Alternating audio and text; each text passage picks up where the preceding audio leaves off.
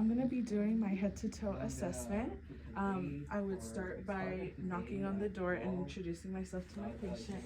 Hi, McYoung. My name is Brenda. I'm going to be your nurse today. As I'm doing this, I'm checking my environment, doing my 60-second assessment. I'm checking for any lines or any tubing or anything that might be an environmental hazard to my patient or myself. I'm also checking to see what emergency equipment I have and don't have. Some things I'm missing here, for example, like my nasal cannula, a suction canister, or my suction setup, an amber bag, things like that that I would need in an emergency. So I would go ahead and collect those before I proceed. Okay, Minkyung, I'm going to go ahead and check your wristband. Can you confirm your name and your date of birth for me? Minkyung Shin, February 15th, 1999. Okay, perfect. Thank you. And do you know where you are right now? Grossmont Hospital. And do you know what you're here for? I just recently had surgery a few days ago to take out my appendix. Okay. And then do you know what month and year it is? January 2024. Okay. Since my patient answered all those questions correctly, I would say she's a no times 4, based on her clear speech and her response to commands and questions. I would say she's awake and alert. Okay, Minkyung, and how long ago was your surgery? 2 days ago. Okay. Are you in any pain right now? Just a little bit. Okay. On a scale of 1 through 10, 1 being very mild, 10 being the worst, how would you describe that? 3. Okay. And what's your tolerable level of pain usually? Around 5. Okay. All right. Well, if that gets any worse at any point, please let me know. If it did, we would stop and address that pain first before we continue. All right, Minkyung. So basically, I'm going to do a head-to-toe assessment on you. I'm just going to ask you a couple questions, listen to some things, and then we'll go from there, okay? So I'm going to bring the bed to working height. Before I start with any other part of the assessment, I'm going to go ahead and take a set of vital signs. And this will include things like blood pressure, her heart rate, respirations, temperature, and her O2 saturation. All right, thank you. I'm going to go ahead and grab this arm. Yeah, and ideally I'd want to make sure my patient doesn't have any jackets or any clothing underneath. All right, and then I just spit it whenever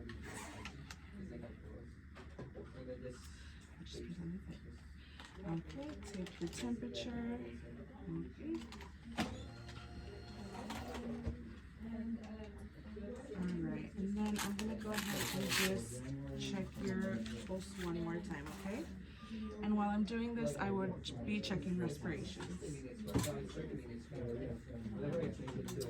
Alright. Okay, Minkyung, so have you been having any headaches or any changes in vision or your smell? No. Any dizziness or changes in your vision? No. Okay. I'm just going to go ahead and take a look at my patient. I'm going to go ahead and check for any sores or any skin breakdown behind her ears.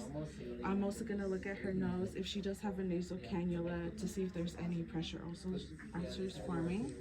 I'm going to look at her neck for any JVD or any tracheal deviation, which my patient has neither. Alright, I'm going to go ahead and just take a look at your eyes, okay? Just go ahead and look straight. And here I'm looking for consensual reflex and pupil reaction to light. Alright, go ahead and follow my pen. And here I'm looking for accommodation. I'm also looking to see that her pupils are round and symmetrical, which they are. I'm noting her pupil size and making sure that her pupils do react to light, which they do. All right, Minkyung, go ahead and puff your cheeks. Go ahead and smile. Raise your eyebrows and stick out your tongue. Okay, and here I'm also looking for any deviation of the tongue or any asymmetry in the face, which she doesn't have. Everything's symmetrical. Okay, Mink Young.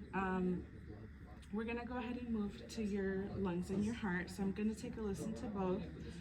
But before I do that, do you have any chest pain or any discomfort? Any difficulty breathing? No.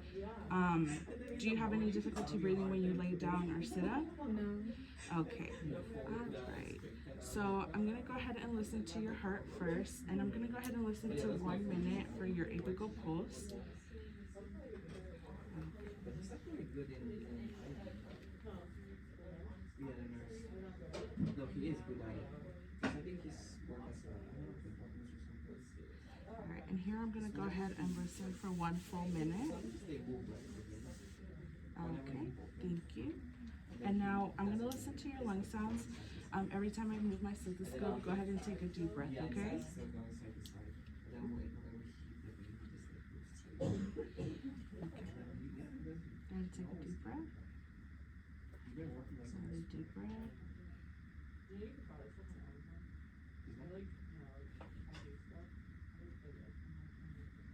But just getting from work.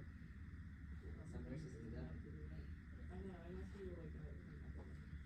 Even my coworker. I think one thing Okay. And as I'm doing this, aside from listening to her lung sounds and noting her respiration rate once again, I'm also feeling her skin, noting for the temperature, elasticity, making sure it's not too dry or too moist. Okay, Minkia. I'm gonna listen to in the back now to your lungs as well. Are you able to turn to the side? Yeah. All right. We'll go ahead and have you turn that way, and I'll help her out. And same thing, I'm gonna listen to her lung sounds now. Okay, They want them also go ahead and take a deep breath. But they only go in like when it's like and then they don't have to. Sometimes some patient is like complaining everything. And I don't want to do this because I kind of know them because I'm working as CNA. Okay. And while I'm doing this, while I have Mink Young turned to her side, I'm also checking her back for any pressure ulcers or any signs of skin breakdown, which she doesn't have. Okay, Mink Young, thank you. You can come back now. And now we're gonna go ahead and take a look at your stomach. We're gonna check that incision while we're looking, okay? So first I'm gonna go ahead and inspect the abdomen, make sure there is no distension or swelling, and especially noting her incision site. I'm gonna check to see that there's not excess swelling or excess redness. I'm also gonna be looking for signs and symptoms of infection, such as discharge that's an abnormal color, like purulent drainage, or again, any inflammation or excess tenderness. So looking at the incision, there's minimal redness, no distension in the site or in her overall stomach. All right, Mink Young, have you had any nausea or vomiting? No. Any, have you had any bowel movements since your surgery? Yes. Yesterday. Okay, and how would you describe it? It was I think we can start it now. Normal color? Okay, all right, and have you been urinating as normal too? Yes. Okay, and have you been passing any gas? Yes. Okay, here we're just asking those questions because since our patient is post-op, we want to make sure her bowels are becoming active again. We're gonna go ahead and listen. I'm gonna be listening for about a minute, 15 seconds in each area, making sure to be careful in the quadrant where she has her incision site. So starting in the right lower quadrant, again being mindful of her incision. Okay, 15 seconds. Yeah, that's when they go like seniority. Moving on to the left upper quadrant and left lower quadrant. Okay, and here I'm ensuring that I am hearing about 5 to 7 vowel sounds in each quadrant, which in this case we have. All right, and now I'm just gonna go ahead and palpitate the abdomen. Let me know if anything hurts. I'll be careful around your incision site, okay? Any pain? No. Grand Canyon. Any pain? Grand Canyon. Any pain? All right, and anything here? Okay, and while I'm here, I would also palpitate the bladder to check for any distension which in this case there isn't any at any point in the abdomen. Okay, Mingyan. Now we're just gonna go ahead and check out your arms and your legs, okay? Alright. Any pain as I do this? Any numbness or tingling? Any loss of sensation in your arms or your hands? No. Okay. And while I'm doing this, I'm also noting the temperature of her skin, as well as the elasticity. I'm gonna go ahead and check cap refill now, as well as check both of her pulses to check for strength and rate as well. Her pulses are strong, so I would classify that as a 3+. Go ahead and raise your arms like this. Don't let me push. Don't let me pull. Alright, go ahead and squeeze my fingers. Alright. And then we're going to do the same thing with your legs, okay? Any pain when I do this? No. Any numbness or tingling in your legs or your feet? No. Any loss of sensation? No. Okay. Alright, and then we're also going to check her pulses, her pedal pulses.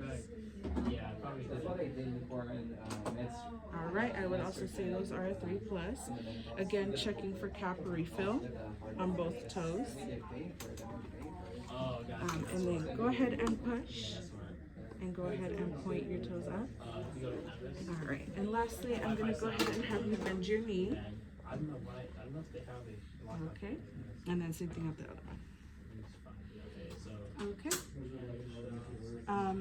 Having done all that, we've finished our head-to-toe assessment.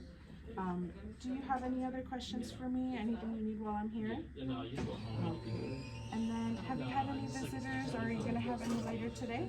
I think my mom is gonna be. Okay, nice. So I'll see her later then. Have you ever been to the hospital before, by any chance? No. Okay, and how are you doing now that you're here? I know it's a change of environment and it's different. It's been good. Yeah, all the nurses are nice. Okay, well, I'm glad to hear. Well, if you do need anything else, please let us know. Again, if the pain at your incision site gets worse, also please let us know. I'm gonna make sure my patient has her call light, instruct her to not get up unless she has help, and perform hand hygiene, and that's the end of my assessment.